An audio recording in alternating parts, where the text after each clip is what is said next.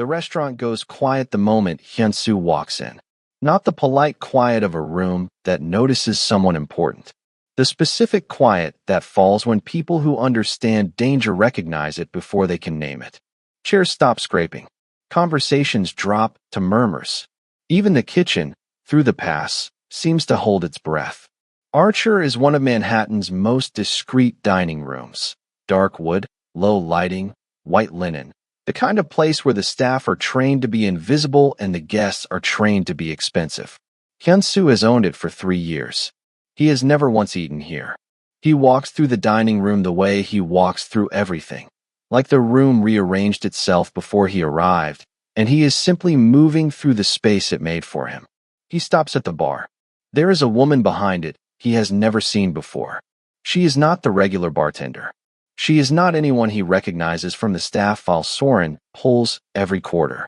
She is setting up for the evening service, slicing citrus, arranging glasses, moving with the unhurried efficiency of someone who has done this long enough that it lives in her hands rather than her head. She hasn't looked up. She hasn't registered the quiet that came in with him. She is simply working in the specific way people work when they are somewhere they feel they have every right to be. Hyunsu looks at Soren. Soren checks his phone. Temp cover, he says quietly. Elena called in sick. Agency sent her this afternoon. Her name is... I don't need her name, Hyunsu says. I need her gone. He does not say it loudly. He doesn't need to.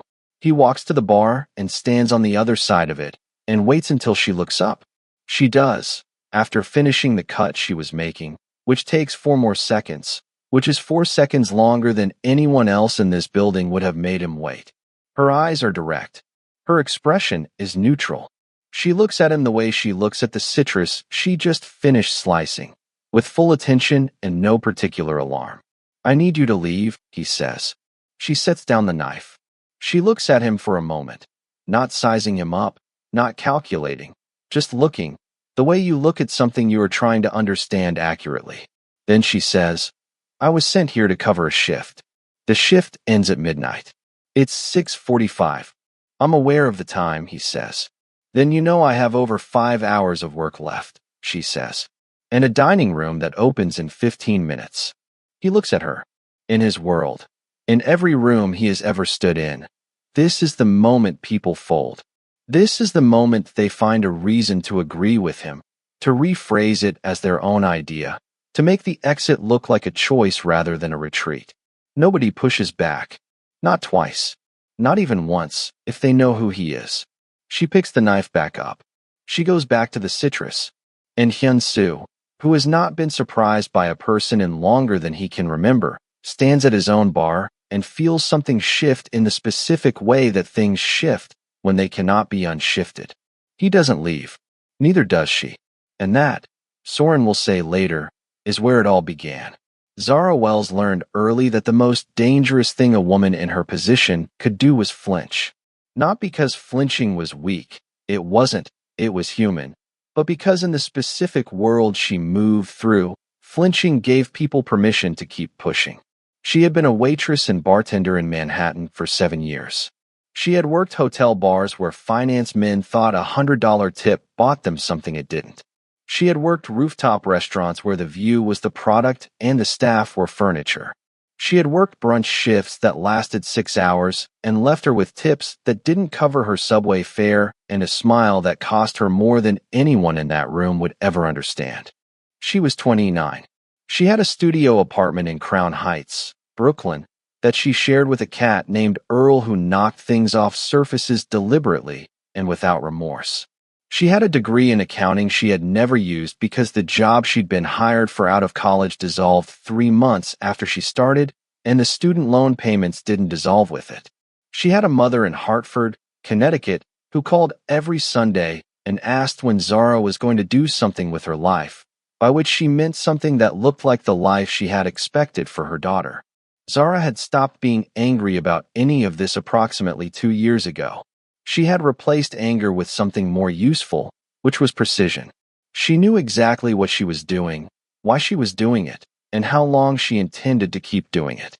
She was saving. Not vaguely, not optimistically, with a spreadsheet and a timeline and a specific number that meant she could open the kind of bar she had been designing in her head for 4 years.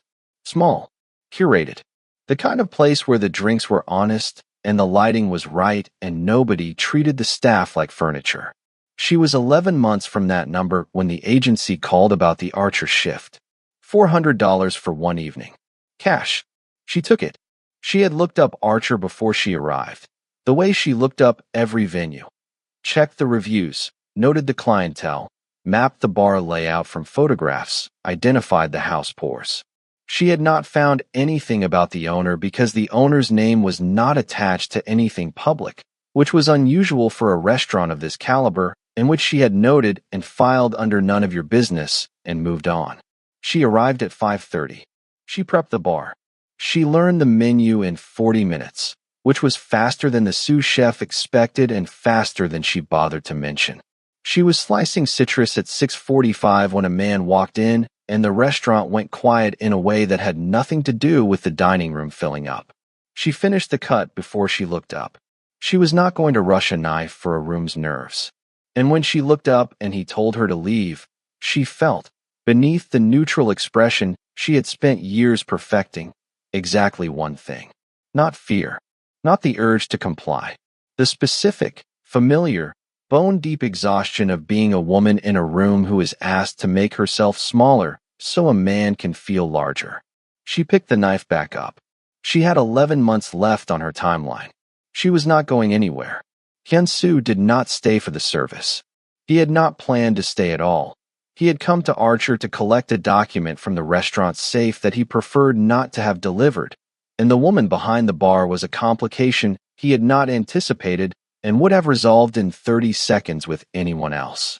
He sat at the corner table near the kitchen pass where he could see the whole room without being part of it, and Soren set the document in front of him, and Hyun-soo opened it and read exactly none of it. He watched her work instead. She was good. That was the first honest assessment. She was simply very good at what she was doing. She remembered every order without writing most of them down. She knew when a glass needed refilling before the person sitting in front of it knew. She moved through the bar with the kind of economy that comes from years of doing something in small spaces. No wasted movement, no unnecessary reach. Everything exactly where it needed to be before she needed it. Jade, the regular waitress working the floor, came to the bar 3 times in the first hour, and each time Zara had the order ready before Jade finished asking. The dining room that had gone quiet when he walked in had warmed up again. People were laughing. A couple near the window looked like they were having the best night of their month. The man at table 4 had ordered a second drink 20 minutes earlier than people usually ordered second drinks, which meant something about the pour or the conversation was doing something right. Hyun-soo looked at the document in front of him. He looked back at the bar. Soren was watching him the way Soren always watched him when something was happening that Soren did not yet have language for. He said nothing because he had worked beside Hyun-soo for 8 years and he understood that certain silences were not invitations. At 9:15, a man at the bar became difficult. Not violently, just in the specific way that men who have had 3 drinks and feel overlooked become difficult. He clicked his fingers twice. He said something to Zara that Hyun-soo could not hear from across the room. What he could see was her expression. It did not change. She set the drink she was making down on the mat in front of the man, looked at him with the same level directness she had turned on Hyun-soo 3 hours earlier, and said something that made the man pick up his drink, straighten his jacket, and face forward without another word. Hyun-soo looked at Soren. What did she say to him? Soren almost smiled. She told him the bar was not a place for that kind of conversation, and that she'd be happy to call him a car if the evening wasn't going the way he'd hoped. Hyun-soo looked back at the bar. She was already making the next order. She had not looked in his direction once since 6:45. He folded the document. He put it in his jacket. He ordered a drink. Chairman Jean called at 10:47 that night. Hyun-soo was still at the corner table. He stepped outside to take the call, onto the narrow side street where Archer's kitchen exhaust hummed and the city smelled of November and cold stone, and listened to his father's voice the way he had been listening to it since he was old enough to understand what it meant when that voice used that particular tone. Chairman Jean did not ask questions. He stated things. He stated that the Flushing negotiation needed to close before the end of the month. He stated that the Washington contacts were becoming impatient. He stated that Hyunsu's presence at a dinner in 2 weeks was not optional. He stated all of this in the measured cadence of a man who has never once in his life needed to raise his voice to be obeyed. And then he was finished, and the call ended, and Hyunsu stood on the side street and felt the familiar weight of his father's world settle back across his shoulders like a coat he had been wearing so long he sometimes forgot it wasn't his own skin. He was 34 years old. He had been running the New York operation since he was 27. He had never wanted it. That was the fact nobody in his world was permitted to say out loud, least of all him. He had grown up watching his father build something that consumed everyone it touched, that made men powerful and then made them hollow, that required a specific kind of person to maintain and produced a specific kind of person in the maintaining. He had become that person with such efficiency that some days he could not remember who he had been before. He went back inside. She was clearing the bar for the end of service. It was nearly midnight. The dining room was emptying, couples settling bills, the kitchen going quiet in stages.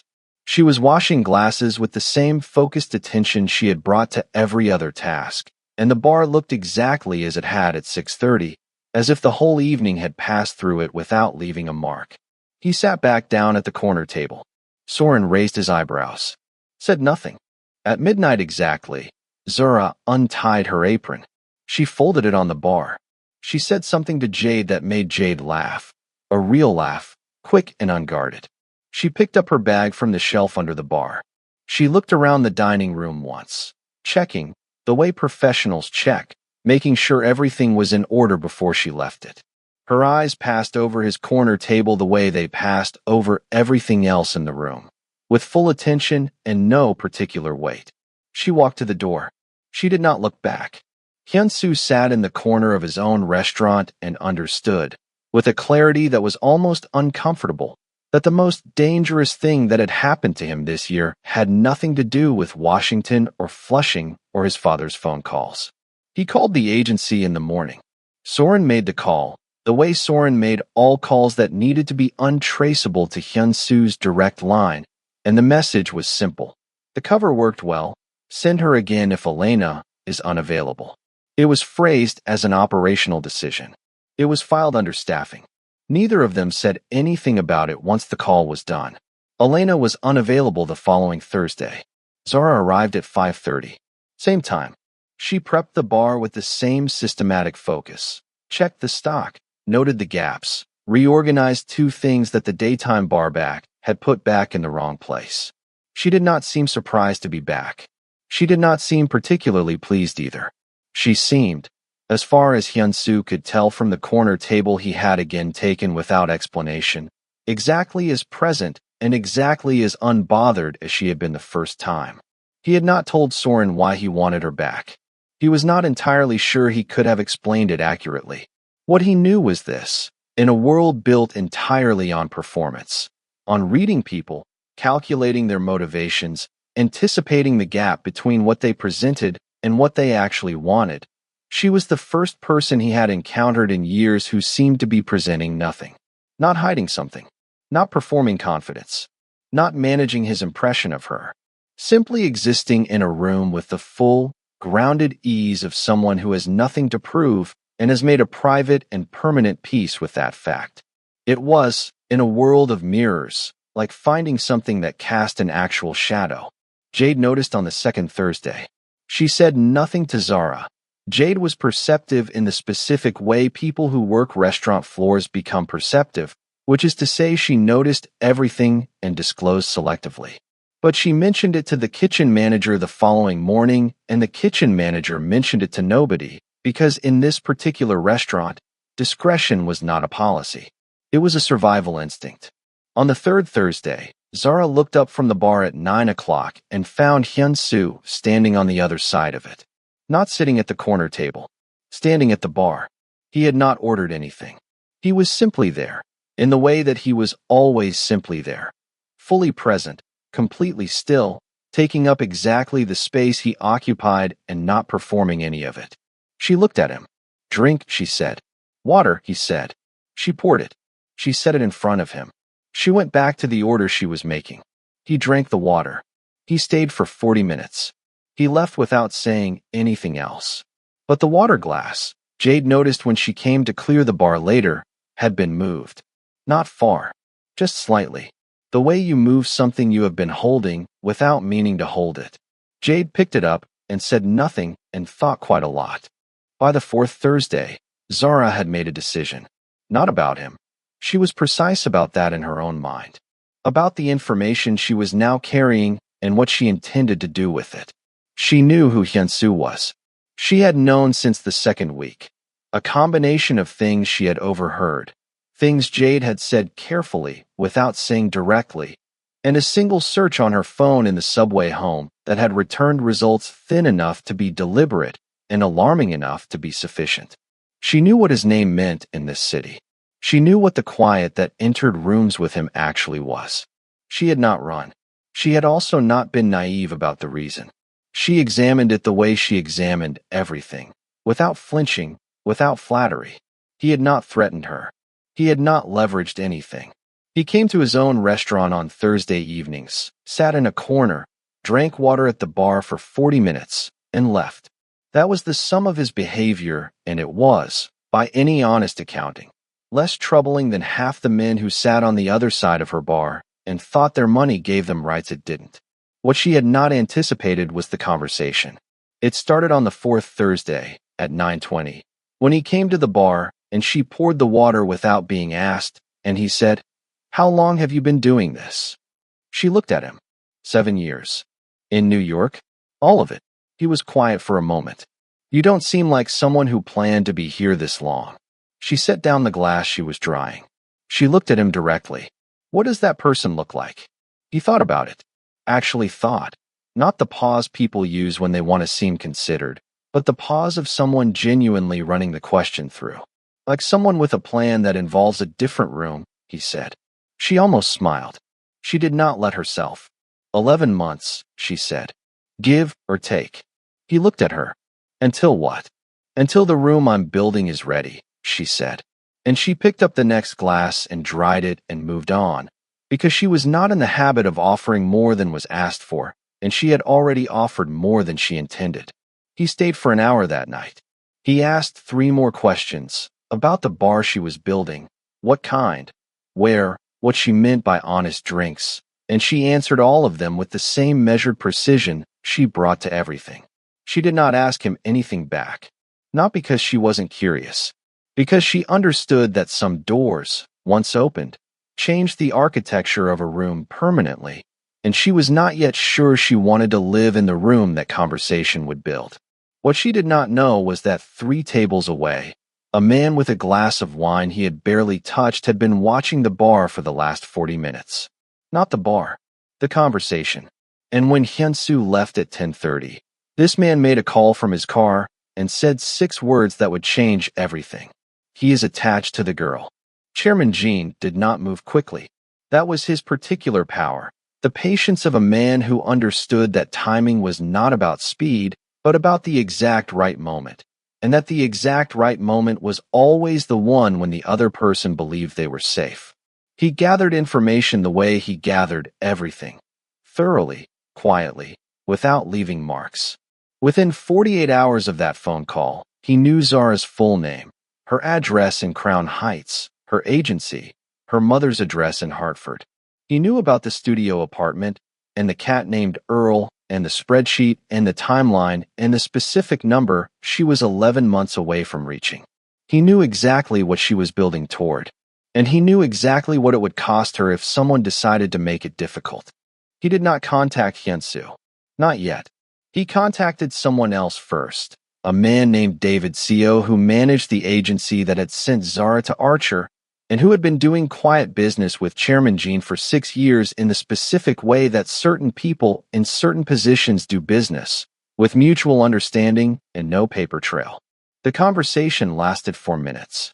After it ended, David Co. made a notation in his system that Zara Wells was not available for further Archer placements. No reason given. No appeal process. Just unavailable. On the fifth Thursday, she did not come. A different woman arrived. Competent, professional, entirely unremarkable. Hyunsu sat at the corner table and knew within 10 minutes what had happened and knew within 20 minutes who had happened it. He said nothing. He folded his hands on the table and finished the meal he had ordered for the first time in 3 years of owning this restaurant and tasted none of it. Soren, sitting across from him, understood the silence completely and did not interrupt it. On Friday morning, Hyunsu arrived at Archer before the lunch service. He went to the bar and stood behind it, the place she had stood every Thursday for 4 weeks, and looked at the dining room from that angle. The lower elevation. The sightlines that required you to look up slightly to see the whole room. The position that made you visible but not central, present but peripheral. He stood there for a full minute. Then he picked up his phone and called Soren and said, "I need her found." "Already working on it," Soren said. "Don't approach her," Hyunsu said. "Don't send anyone to her door. Don't put anyone in her space. I need to know where she is, and I need her to be the one who decides what happens next." Soren was quiet for a moment. "That's not usually how we handle things." "I know," Hyunsu said. "Do it anyway." He hung up. He stepped out from behind the bar. He straightened his jacket. He looked at the restaurant, his room, everything arranged exactly as he required, and felt, for the first time in longer than he could name, that something in it was missing. Zara found out on a Friday afternoon.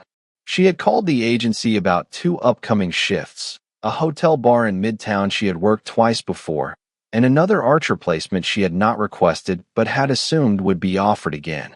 David Co. told her the Midtown shift was confirmed. He told her Archer had made a change in their coverage arrangement. He said it the way people say things when they have been told to say them, smoothly, without hesitation, which was itself the tell. She thanked him and hung up and sat in her Crown Heights apartment with Earl on the table in front of her looking at her the way cats look at things when they have no useful input, but intend to be present anyway. She ran the information. Someone had removed her from Archer's rotation deliberately. The agency had not done it independently. David Co. was not a man who made unilateral decisions about placement. She had worked with him long enough to know that. Which meant someone with reach into the agency had made the call. Which meant someone connected to Archer. She thought about the man who had told her to leave on the first night. She thought about everything she had looked up in the subway 2 weeks ago. She thought about a conversation about honest drinks and a timeline and the way he had listened when she talked. Not performing attention, but actually holding the information, turning it over, treating it as something that mattered. She thought about the phone call that had pulled the placement. She sat with all of it for a long time. Then she did something she had not planned and could not have predicted she would do. She took out the card that had appeared under the bar's mat on the 3rd Thursday, small, white, a phone number in clean printed digits, no name, and she looked at it for a moment. She had found it during cleanup. She had not thrown it away. She had not let herself examine why she hadn't thrown it away. She examined it now. She picked up her phone. She dialed. He answered before the second ring. He said nothing, just the line opening, his presence on the other end of it, waiting. "Someone called the agency," she said. "I've been removed from the Archer rotation." "I know," he said. "Was it you?" A pause. "No. But you know who it was." "Yes." She was quiet for a moment. Earl knocked a pen off the table. She watched it fall. "I want to understand something," she said. "The first night, you told me to leave." "Yes," he said. "And I didn't." "No," he said. "You didn't. And now someone who is not you has removed me from the building anyway." "Yes," he said. She exhaled slowly. "That's a problem," she said. "I know," he said. "Not for the reasons you think," she said. "I have 11 months on a timeline. I can't afford someone with reach into my agency deciding I'm inconvenient. That affects more than Archer." He was very quiet. Then he said, "I will handle it." "I didn't call you to ask you to handle it," she said. "I know," he said. "I'm going to handle it anyway." What happened between Hyun-soo and his father was not a confrontation. It was a reckoning, which is a different thing. A confrontation has heat. A reckoning has clarity. Hyun-soo drove to the townhouse in the West Village where Chairman Jean conducted his quieter business on Saturday morning, and he sat across from his father in the room that smelled of green tea and old paper and said everything he needed to say without raising his voice once. He said, "You reached outside this operation to interfere with a civilian." He said, "You used a contact I built to remove someone I had chosen to keep in my space." He said, "You made a decision that was mine to make, and you made it without telling me, and you made it in a direction I would not have chosen." He said all of this in the same measured cadence his father had spent 20 years teaching him, which was, he understood now, sitting in this room, the most complete act of defiance available to him. Chairman Jean listened. He was very still the way old, powerful men are still, not because they are calm, but because they have learned that stillness reads as power, and they have been performing it for so long it has become indistinguishable from the real thing. When Hyun-soo finished, Chairman Jean said, "She is a distraction. She is none of your business," Hyun-soo said. The room was very quiet. Outside, the West Village moved through its Saturday morning. Coffee shops, dog walkers, the particular soft noise of a city that has not yet fully woken up. "Everything in your life is my business," Chairman Jean said. That was the arrangement. The arrangement, Hyun-soo said, is under revision. He left 20 minutes later. He did not slam the door. He did not make any gesture that could be read as drama. He walked to his car and told Soren to restore Zara's placement status at Archer, not through David Seo, through a direct conversation with the restaurant management that required no agency involvement at all. He told Soren to make sure Chairman Jin's access to staffing decisions at any of his properties was quietly and permanently closed. He told Soren to make sure Zara's other agency placements were untouched and that nothing from his father's network could reach her timeline. Then he drove to Crown Heights. He sat in the car outside her building for a while. He had not called ahead. He understood the risk of that. She was a woman who valued her own space and her own decisions, and arriving without invitation was exactly the kind of move she would read clearly and correctly. He also understood that some things needed to be done in person because they were too important to be managed through a phone, and because he had spent 7 years managing everything at a distance, and he was done with the distance.